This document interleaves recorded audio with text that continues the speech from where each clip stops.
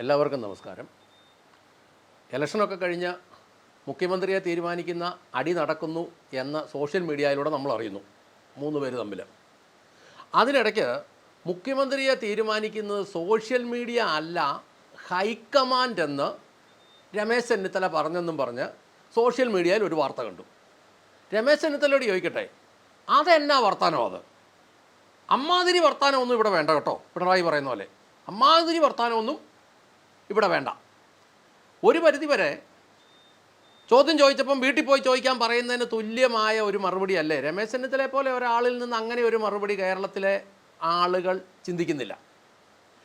കഴിഞ്ഞ 5 കൊല്ലം അല്ലെങ്കിൽ കഴിഞ്ഞ ഭരണത്തിൻ്റെ വീഴ്ചകൾ ഇവിടുത്തെ മുഖ്യധാര പത്ര ദൃശ്യ മാധ്യമങ്ങൾ അവർ പരസ്യവും പണവും മേടിച്ച് എല്ലാം മുക്കിക്കളഞ്ഞപ്പോൾ ഇതെല്ലാം ജനത്തിൻ്റെ അടുത്ത് കൃത്യമായിട്ട് എത്തിച്ചതും ഈ ഭരണവിരുദ്ധ വികാരത്തിനെ ഇതുപോലെ കത്തിച്ചതും അല്ലെങ്കിൽ ഈ പിണറായി വിരുദ്ധ തരംഗത്തിനെ ഇതുപോലെ കത്തിച്ച് നിർത്തിയതും അത് ജനങ്ങളുടെ അടുത്ത് എത്തിച്ചതും അത് വോട്ടാക്കി മാറ്റി 102 സീറ്റോളം UDF കിട്ടിയതിനകത്ത് സോഷ്യൽ മീഡിയയുടെ പങ്ക് ഒരു കാരണവശാലും രമേശ് ചെന്നിത്തല നിങ്ങൾ തള്ളിക്കളയരുത്. നിങ്ങൾ ഈ സമയത്ത് കപ്പലണ്ടിയിൽ നിന്ന് സീസർ പഠിച്ച് നടന്ന സമയമാണ്. ആ സമയത്ത് ഇവിടെ ഈ പണിയെടുത്തത് ഇവിടുത്തെ സോഷ്യൽ മീഡിയയാണ്. ആകെ മൊത്തം 1.5 GB അംബാനി കൊടുക്കുന്ന നെറ്റ്.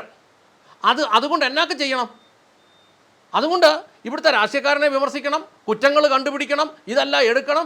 നിങ്ങൾ വിചാരിക്കും ഈ തോണ്ടുന്നതിന് മാത്രമുള്ളൊരു ഇതാന്ന്. അതങ്ങനെയല്ല.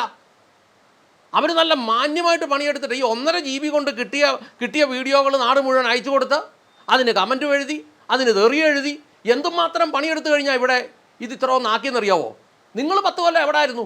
ഞാൻ ഈ അടുത്ത കാലത്ത് ഒരു കല്യാണത്തിന് കാഞ്ഞിരപ്പള്ളി പോയപ്പം കേരളത്തിലെ ഒരുമാതിരിപ്പെട്ട രാഷ്ട്രീയ നേതാക്കന്മാരെല്ലാം വന്നു, ഭരണ പ്രതിപക്ഷ വ്യത്യാസമില്ലാതെ. പൊടിമറ്റംപള്ളി നടന്ന കല്യാണമാണ്.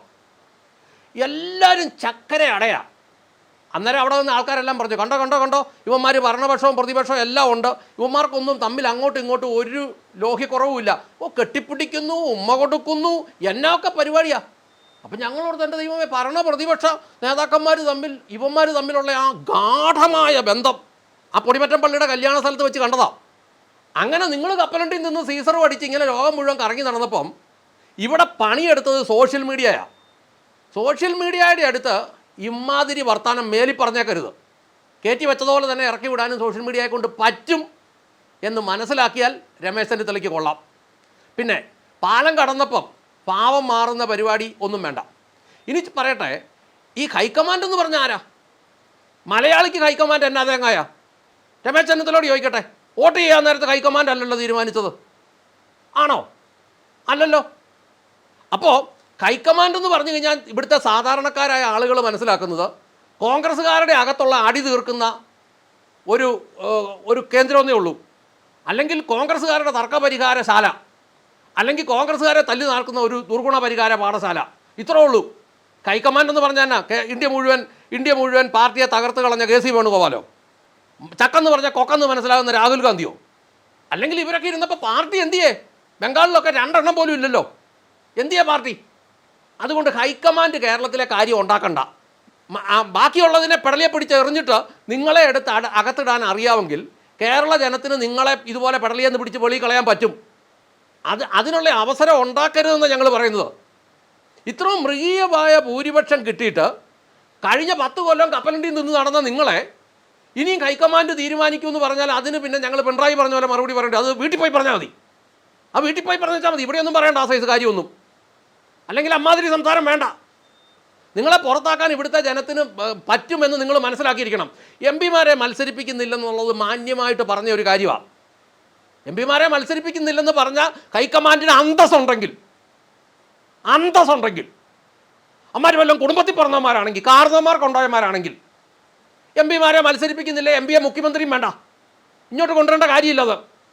ഇവിടെ രമേശ് ചെന്നിത്തലയുണ്ട്, പിന്നെ VD സതീശനുണ്ട്. അവരാരെല്ലാം മുഖ്യമന്ത്രി ആകട്ടെ, ജനത്തിൻ്റെ പിന്തുണ VD സതീശനാണ്, VD സതീശൻ മുഖ്യമന്ത്രിയാവണം. രമേശ് ചെന്നിത്തലയ്ക്കും ജനത്തിൻ്റെ അത്രയും പിന്തുണ ഇല്ലെങ്കിൽ പുറകോട്ട് നിൽക്കട്ടെ, ഏതായാലും മന്ത്രിയാകട്ടെ. മന്ത്രിയാകാൻ പറ്റിയാലേ വീട്ടിൽ പോ. കോൺഗ്രസിന് നേതാക്കന്മാർക്ക് വല്ല പഞ്ഞമുണ്ടോ?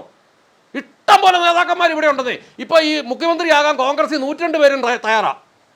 ആഭ്യന്തരമന്ത്രിയാകാൻ 102 പേരും തയ്യാറാണ്. ഏറ്റവും താഴെയുള്ള സ്പോർട്സ് വകുപ്പിന് പോലും 102 പേരും തയ്യാറാണ്. അതുകൊണ്ട് പറ്റിയാലേ വീട്ടിൽ പോക്കോ. ഇനി വി ഡി സതീശനെ ആ ജനത്തിന് വേണമെങ്കിൽ വി ഡി സതീശൻ മുഖ്യമന്ത്രി ആകട്ടെ. ഞാനിതിനു മുമ്പ് പല വീഡിയോയിലും വി ഡി സതീശനെ കുറിച്ച് പറഞ്ഞത്, ഈ മറ്റന്മാരിവിടെ പരിച്ച് മുടിപ്പിച്ച് നശിപ്പിച്ചപ്പം ഒരക്ഷരവും മിണ്ടാതെ വായും പൊത്തിയിരുന്ന് മതവും പ്രസംഗിച്ച് നടന്ന ആളായതുകൊണ്ട് ആക്കണ്ടെന്ന് പറഞ്ഞതേ ഉള്ളൂ. ഇനി അതല്ല, ജനത്തിന് അങ്ങേരെ മതിയെങ്കിൽ അങ്ങേരാകട്ടെ. രമേശ് ചെന്നിത്തല മാറുന്നില്ല. അതുകൊണ്ട് അങ്ങേരെ മതിയെങ്കിൽ അങ്ങേരെ മുഖ്യമന്ത്രി ആക്കിക്കോ. എന്നതാണെന്ന് പറഞ്ഞാലും ജനം ഇവിടെ വോട്ട് ചെയ്തത് ഇവിടെ തന്നെയുള്ള ഒരാളെ മുഖ്യമന്ത്രിയാക്കാൻ വേണ്ടിയിട്ടാണ്. ഈ 102 പേരെ അല്ലെങ്കിൽ ഈ 140 മണ്ഡലത്തിൽ നിന്ന ആളുകളെ കണ്ടപ്പോൾ ജനത്തിൻ്റെ മനസ്സിലൊരു ധാരണ ഉണ്ടായിരുന്നു, ഒന്നെങ്കിൽ വി ഡി സതീശൻ അല്ലെങ്കിൽ രമേശ് ചെന്നിത്തല, ഇവരാരെങ്കിലും മുഖ്യമന്ത്രിയാവും. ഈ കെ സി വേണുഗോപാലിനെ ഇങ്ങോട്ട് കെട്ടിയെടുക്കണ്ടെന്നേ. ഇനി കെട്ടിയെടുത്താലുണ്ടല്ലോ 2-3 കാര്യമുണ്ടോ. ഒന്ന്, ഇയാൾ ആലപ്പുഴയുടെ എം പിയാണ്. അന്ന് ഇയാൾ ആലപ്പുഴ മത്സരിച്ച് ഓർത്തില്ലായിരുന്നു അങ്ങോട്ട് എം പി ആയിട്ട് പോകുന്നില്ല, പിന്നെ ഇങ്ങോട്ട് വരണമെന്നാണ് ഓർത്തേ. അന്ന് മത്സരിച്ചു, ജയിച്ചു. അപ്പോൾ അടുത്ത 5 വർഷത്തേന് നിങ്ങളെ ആലപ്പുഴയുടെ എം പി ആയിട്ടാണ് തിരഞ്ഞെടുത്തേക്കുന്നത്, കേരളത്തിൻ്റെ മുഖ്യമന്ത്രി ആയിട്ടല്ല. ഇവിടെയുള്ള ഏതെങ്കിലും ഒരുത്തനെ രാജിവെപ്പിക്കണം. ഏതെങ്കിലും ഒരുത്തനെ, ഏറ്റവും ഷുവർ സീറ്റിൽ ഒരുത്തനെ രാജിവെപ്പിക്കണമല്ലോ. അങ്ങനെ ഒരുത്തനെ രാജിവെപ്പിച്ച് അവിടെ കൊണ്ട് മത്സരിപ്പിക്കണം. അപ്പോൾ അവൻ രാജിവെക്കുമ്പം ഇപ്പോൾ നടന്ന ഒരു ഇലക്ഷൻ്റെ ചിലവ്, ആലപ്പുഴ നടന്ന ഒരു ഇലക്ഷൻ്റെ ചിലവ്, ഇനി വരാൻ പോകുന്ന ചിലവ്, ഇതെല്ലാം K C Venugopal വഹിക്കുമോ?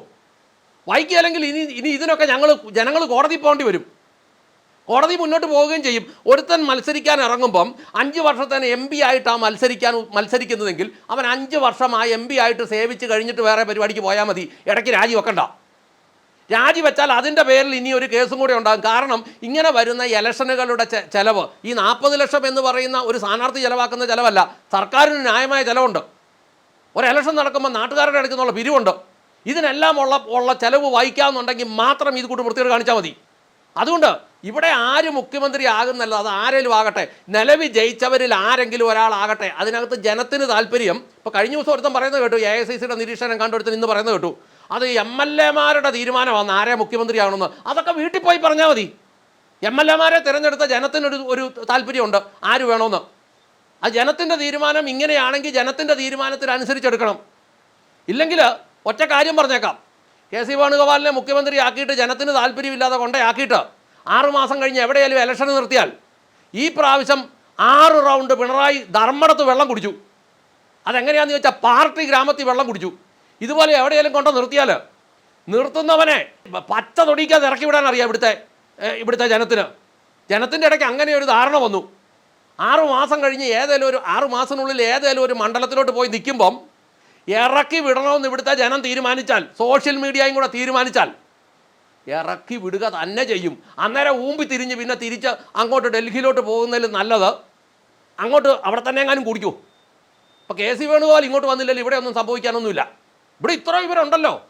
V D സതീശനെ ജനത്തിന് മതിയെങ്കിൽ അത് മതി. അവിടെ ഇവിടെയെല്ലാം ജനങ്ങൾ ബഹളം ഉണ്ടാക്കാൻ തുടങ്ങിയേക്കുന്നു. ആ ജനങ്ങളുടെ ബഹളത്തിന് മുകളിൽ MLA-മാരുടെ തീരുമാനപ്രകാരം ഹൈക്കമാൻഡ് ജനാധിപത്യ വ്യവസ്ഥ എന്നല്ല അത് പറയേണ്ടത്. ഹൈക്കമാൻഡ് എന്ന് പറഞ്ഞാൽ തന്നെ ഈ കെ സി വേണുഗോപാലാന്ന് അർത്ഥം. അയാൾ പറയുന്നത് രാഹുലിന് പറയാം. രാഹുലിന് സ്വന്തമായിട്ട് വല്ലതും പറയാൻ അറിയാമോ? അങ്ങനെയാണെങ്കിൽ നേരത്തെ കൊണ്ട് നിർത്തണമായിരുന്നു. നേരത്തെ കൊണ്ട് നിർത്താതെ ഇപ്പം കൊണ്ട് നിർത്തുന്നത് അതൊരു ഒട്ടും ശരിയായൊരു നടപടിയല്ല.